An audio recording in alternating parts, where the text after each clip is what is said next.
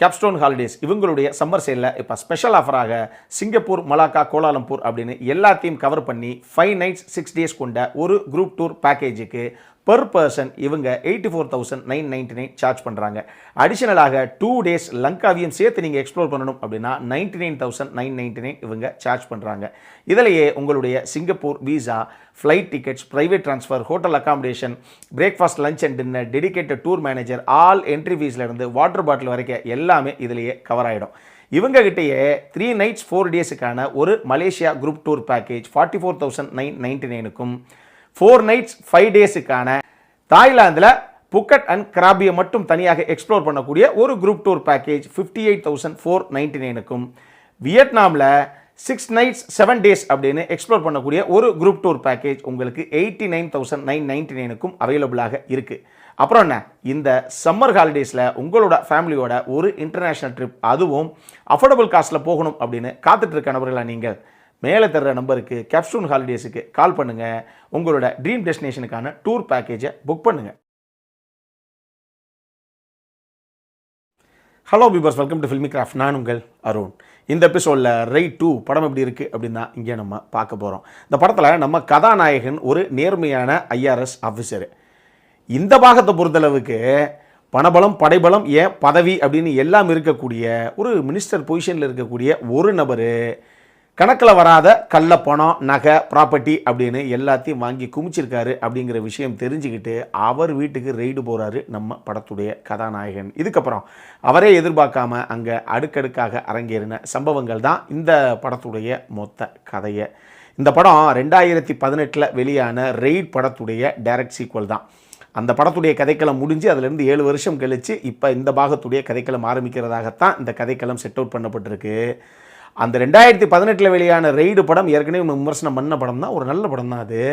அந்த படத்துடைய கதைக்களத்தையே நீங்கள் எடுத்துக்கிட்டீங்க அப்படின்னா கூட 1980 இதே மாதிரி இந்தியாவில் நடந்த the longest raid in Indian history அப்படின்னு பெயர் பெற்ற ஒரு மிகப்பெரிய ரெய்டு, அந்த உண்மை சம்பவத்தை அடிப்படையாக வச்சு தான் அதை படமாக மாற்றினாங்க அவங்க 2018 ரெய்டுன்னு.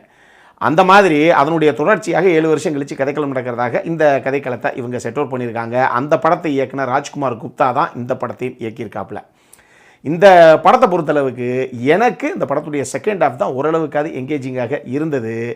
தன்னால் சாத்தியப்படாத, இல்லை அந்த சூழ்நிலையில் தான் இப்போ இல்லை, எப்படி இந்த விஷயத்தை நம்ம அக்கம்ப்ளிஷ் பண்ண போகிறோம் அப்படின்னு நினைக்கக்கூடிய கதாநாயகன் அதை எப்படி சாத்தியமாக்கினார் அப்படிங்கிற மாதிரி ஆடியன்ஸுக்கு பிடிச்ச மாதிரி ஒரு சில இடங்களில் கொஞ்சம் பரபரப்பாக அப்படி இப்படின்னு கொண்டு போய் இந்த கதைக்களத்தை முடிச்சிருக்காங்க. ஸோ செகண்ட் ஹாஃப் தான் இந்த படத்தில் முடிஞ்ச அளவுக்கு சுவாரஸ்யமான ஒரு சில விஷயங்களை கொண்டது அப்படின்னு நான் சொல்லுவேன். அதே மாதிரி இந்த படத்தில் கதாநாயகனாக ப்ளே பண்ண அஜய் தேவ்கன் ஆகட்டும், வில்லனாக பண்ண ரிதேஷ் தேஷ்முக் ஆகட்டும், கதாநாயகனுடைய மனைவியாக பண்ண வாணி கபூர் ஆகட்டும், போன பாட்டிலேருந்து இந்த பாட்டு வரைக்கும் இருக்கக்கூடிய சௌரப் சுக்லாவாகட்டும், இன்னொரு IRS ஆஃபீஸராக வரக்கூடிய அமித் செயலாகட்டும்னு சொல்லி ஒரு சில கதாபாத்திரங்களை ரொம்ப நீட்டாகவே எழுதியிருந்தாங்க. எல்லாரும் அந்த கதாபாத்திரத்தை முடிஞ்ச அளவுக்கு நீட்டாக பண்ணியிருந்தாங்க அப்படின்னு சொல்லலாம். இதில் கூட ஓரளவுக்கு எழுதியிருந்தாங்க அப்படின்னு தான் சொல்லணும். அது அட்டகாசமாக எழுதிட்டாங்க அப்படின்னு நான் சொல்ல மாட்டேன். அதே மாதிரி இந்த படத்துடைய பாடல்களை பொறுத்தளவுக்கு இதில் முதல்ல ஃபஸ்ட்டு ஒரு மெலடி நம்பர் வருது. அதே மாதிரி பிளாக்னு சொல்லி பின்னாடி வந்து ஒரு பரபரப்பான மூமெண்ட்ஸுக்கு எல்லாம் ஒரு சாங் ஒன்று குறைச்சிருப்பாங்க. அந்த பாட்டாகட்டும், இது ரெண்டும் ஓரளவுக்கு நல்லா தான் இருந்தது நம்ம பெரிய ஸ்க்ரீனில் பார்க்கும்போது. இந்த படத்தை பொறுத்தளவுக்கு இதனுடைய ஃபஸ்ட் ஹாஃப் தான் இதனுடைய முழு பிரச்சனையுமே. பொதுவாக அதாவது நம்ம ஏற்கனவே 2018 ரெய்டெல்லாம் பார்த்தவங்களுக்கும் சரி, பொதுவாகவே சரி, ஹீரோ ஒரு விஷயத்தை கையில் எடுத்து இன்றைக்கி நம்ம ஜெயிக்கணும் அப்படின்னு இறங்கினா கடைசியில் ஒன்று தோத்துட்டு வருவார். அது நமக்கு தெரியும் இல்லையா, எப்படி இருந்தாலும் அவர் ஜெயிக்க தான் போகிறாருன்னு. அதை எப்படி லாபகமாக அவர் ஜெயிப்பார், என்னென்ன டாக்டிக்ஸ் எல்லாம் யூஸ் பண்ணுவார் அப்படிங்கிறது தான் அந்த திரைக்கதையுடைய சுவாரஸ்யமே. ஆனால் இந்த படத்தை பொறுத்தளவுக்கு ஃபஸ்ட் ஹாஃபில் எதுவுமே புதுசாகவும் இல்லை, சுவாரஸ்யமாகவும் இல்லை. இன்னும் சொல்லணும் அப்படின்னா நம்ம ஊர் ஹரி இருக்காப்புலையே, அவரை 5 நிமிஷத்தில் சறுக்குன்னு கார் வந்து நிற்கிற மாதிரி ஷாட்லாம் வச்சு முடிப்பார்ல, அவர் 5 நிமிஷத்தில் எடுக்க வேண்டிய ஒரு சீனை தான் இவங்க படத்துடைய ஃபஸ்ட் ஹாஃப் ஃபுல்லாக எடுத்து வச்சுருக்காங்க. அந்த மாதிரி தான் இருக்குது இந்த படத்துடைய ஃபஸ்ட் ஹாஃப். பெருசாக செல்ஃபே எடுக்கலை, எதுவும் பெருசாக சுவாரஸ்யமாகவும் இல்லை. வில்லனுடைய கதாபாத்திரமே ஃபஸ்ட் ஹாஃபில் கொஞ்சம் டம்மி தான்.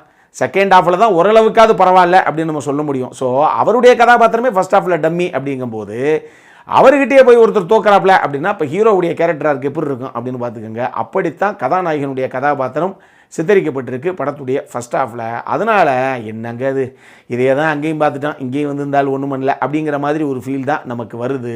ஃபஸ்ட் ஹாஃப் எதையாவது கொஞ்சம் டிஃப்ரெண்ட்டாக சுவாரஸ்யமாக பண்ணியிருக்கலாம்.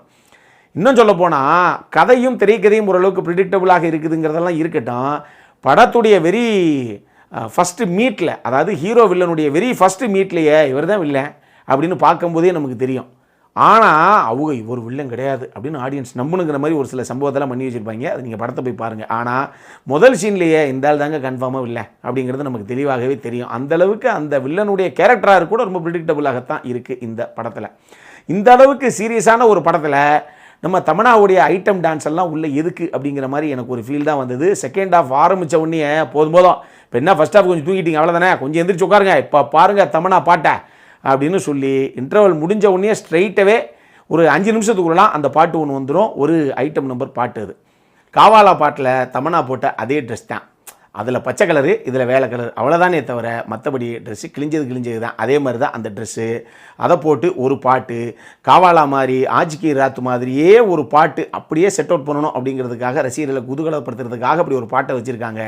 தமன்னா எப்பயும் போல் அழகாகத்தான் இருக்காங்க, பாட்டு தான் செய்யலை. அந்த மாதிரி ஒரு பாட்டு அது.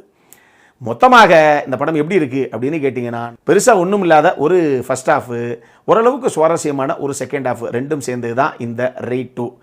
என்கிட்ட கேட்டிங்கன்னா இந்த படம் ஓடிடிலாம் வெளியானதுக்கப்புறம் பொழுது போல் அப்படின்னா தாராளமாக ஒரு தடவை பார்க்கலாம். அந்த மாதிரி ஒரு படம் தான் இது. அடல்கானடை பொறுத்தளவுக்கு இந்த படத்தில் அப்படியெல்லாம் எதுவும் கிடையாது. இது ஃபேமிலியோடு பார்க்கக்கூடிய படம் தான். இந்த படம் நம்ம ஊர் தியேட்டர்ஸ்லேயே இப்போ இங்கிலீஷ் சப்டைட்டில்ஸோடு அவைலபிளாக இருக்குது. அப்புறம் என்ன, இதே மாதிரி இன்னொரு வீடியோவோட அடுத்த முறை உங்களை சந்திக்கிற வரைக்கும் இட்ஸ் அருண் சைனிங் ஆஃப்.